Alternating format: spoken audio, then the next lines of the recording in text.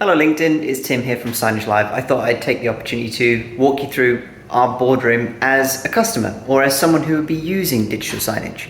So if you're in the space of, let's say an architect, a solutions architect, that has been tasked to go and research digital signage in the business, how can it improve our communications? This video should help you out.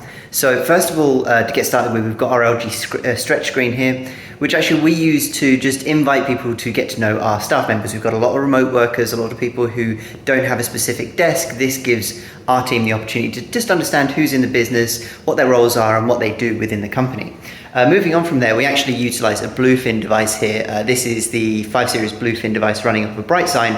We connect that to our Google Calendars, so you can go in and actually make a booking at the meeting time, seeing who else is using this meeting and making sure there's no double booking. So you can actually see what's coming up for the rest of the day, whilst also making sure that you're not double booking those meetings. Going forward actually into the boardroom itself, we've also integrated a touchscreen. So this is Chrome OS running on a touchscreen, a Yama screen. I can interact with this, so it will actually bring up, right now it brings up the Signage Live website, so I can go and learn a little bit more about the product, get tutorial videos, training videos, messages to help understand how our, let's say, onboarding or training works. We can utilize this tool to welcome people, a wayfinding solution, whatever you need for that interaction. But importantly, after a period of time of non-interactivity, it will return back and then start displaying that welcome messaging, whatever you want that content to be.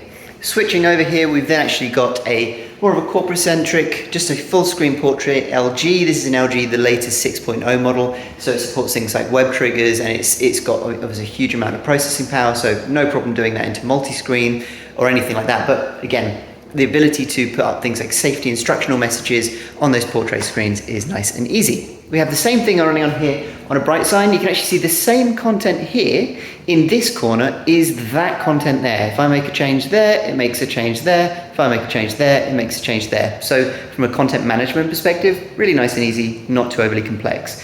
Going down further, you've actually got an in-unit screen. This is just demonstrating some still images, multi-zone with a nice clock, nice and simple.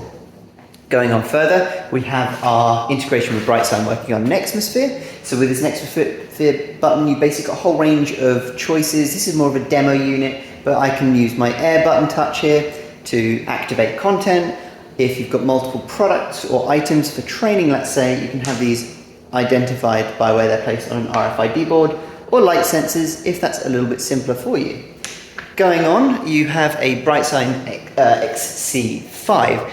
This is definitely beneficial if you're looking for the smallest amount of hardware required to make the biggest impact. So this is a 2x2 video wall configuration with Philips, which we also support within Signage Live as a system on chip, but it's actually running off this BrightSign. The key benefit here from a content perspective is actually you just manage this as if it was one full screen. No multi-screen setup, no configuring all the gaps within the actual video wall configuration itself. It's all automated.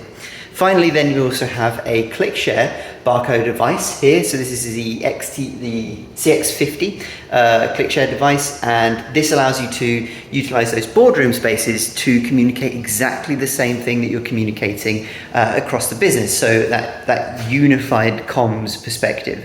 The last thing that actually we'll show you here as I grab it is web triggers. So for those of you that you can give local access, so let's say for example that left zone, you want that left zone to be focused and configured by a comms team, whilst the right side is a marketing team or head of exec communication, then that can be organized using Signage Live. Alternatively, we can use something as simple as this, an iPad with a few buttons, and in there I can go and configure my content however I want. As an example, if we wanted a retail experience, I can click this button.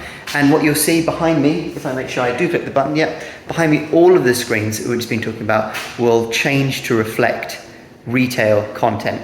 And exactly the same content is now running across all of our screens. So from a training perspective, zero training is required. They just need that one button.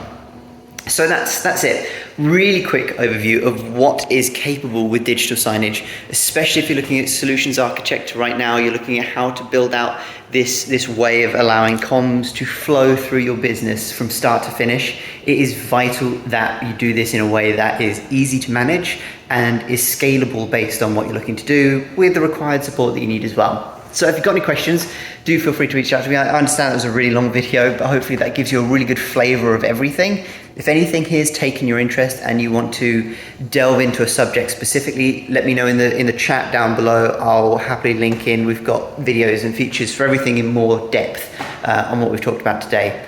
See you again in the next one, and have a good day.